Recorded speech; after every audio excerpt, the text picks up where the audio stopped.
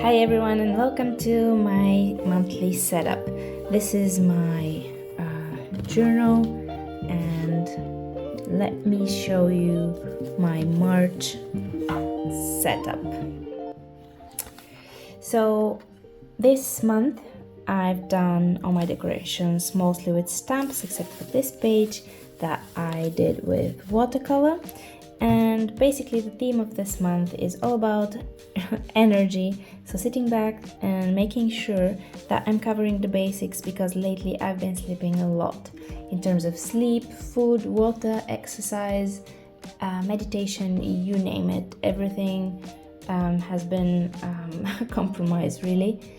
So I thought this month it's a good time to get back to those basics, and here's what I've designed to keep myself accountable. Here's my monthly spread, notes and ideas, my weekly, and then a page about reflection. So, a few words on the decorations here. These I've made with stamps, such as this one. I even haven't removed the ink yet, so it's still colored with it. So I put it in here on this base, and then I dab into the ink and just go like this. And that's how I made these. It's the first time I'm using stamps, as you can maybe tell. And this bit here I did as usual with watercolors. Now moving on to my monthly calendar. It's a vertical one this month and it's something that I've always wanted to try, so here we go. We have an overview of the month, again a stamp that I've used here, and here this bit is the wheel of life, where I'm tracking all these key things for me related to energy, and since I thought I might add another two, I added two more. Here there's a weekly table where I can give a score from 1 to 10 for each of these categories, and then I will plot them here, 0 or 1 being at the start, and then this is 5, and then this all the way up is 10, so I'll be plotting that. I have a separate video on the Wheel of Life, how it works, how I usually use it. It will be linked in the description if you're interested in that. Then moving on to the right hand side, we have the monthly goals, the key things that I want to work on this month. Then I have a master to-do list for the month, and it's something I'm again keen on experimenting with, because I see I'm transferring so many tasks from one week to the other.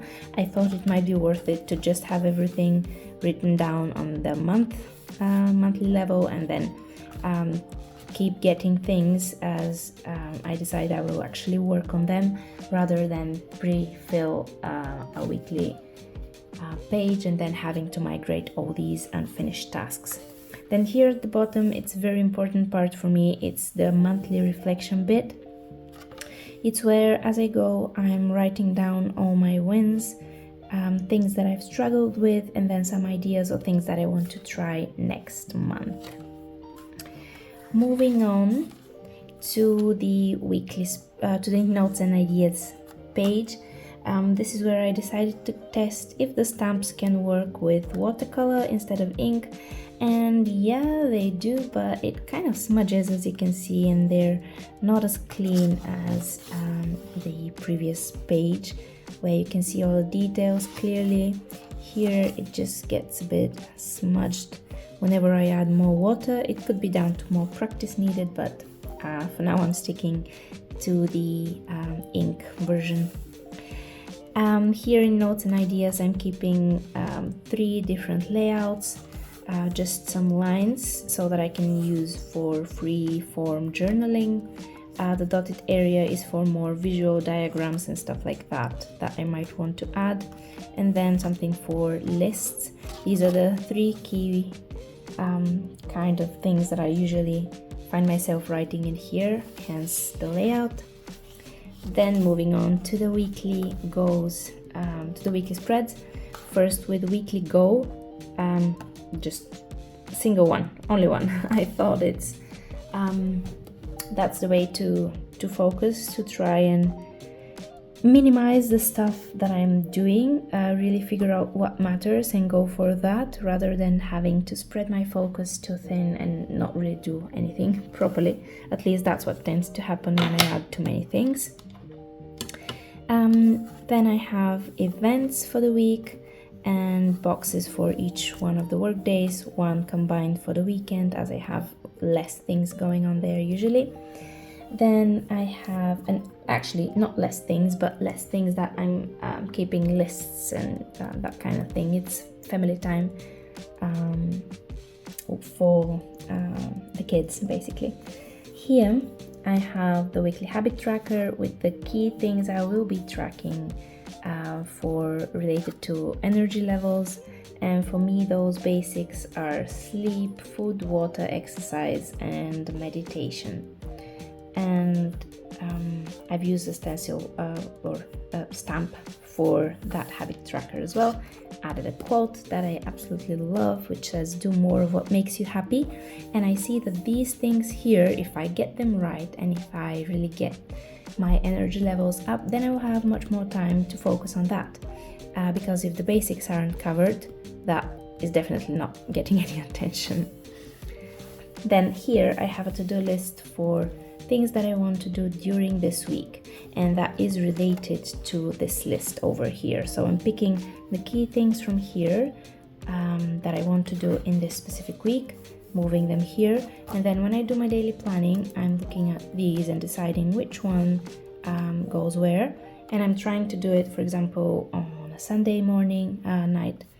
I will think about Monday and I will try to choose only one and put it here. Once it's done, then I can pull more.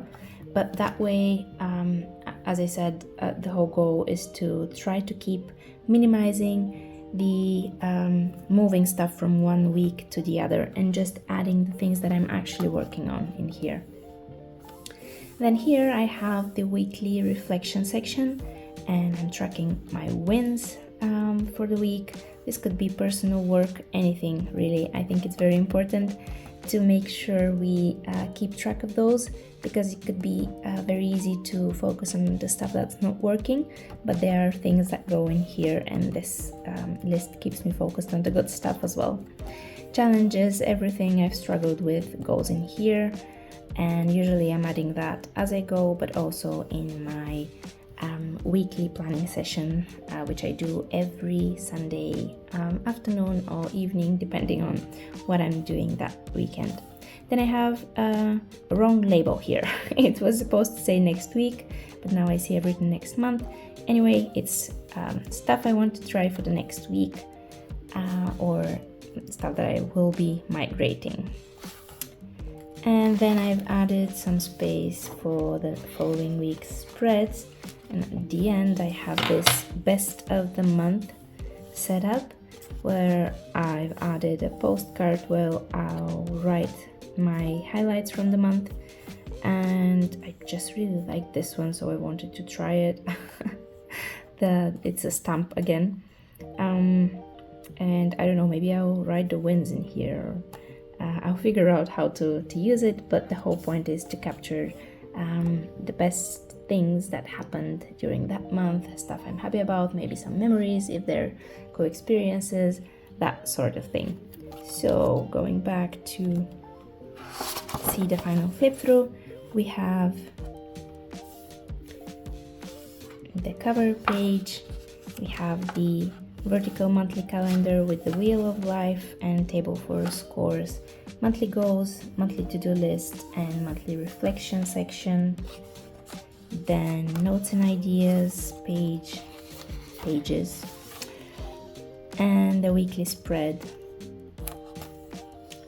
together with the final best of month page. That's my setup. I hope you found something useful here. Let me know if you decide to try any of this, which one resonates with you the most. I'd love to hear more about your journey, and I hope you managed to find something that will really help you out, and see you in the next one. Bye!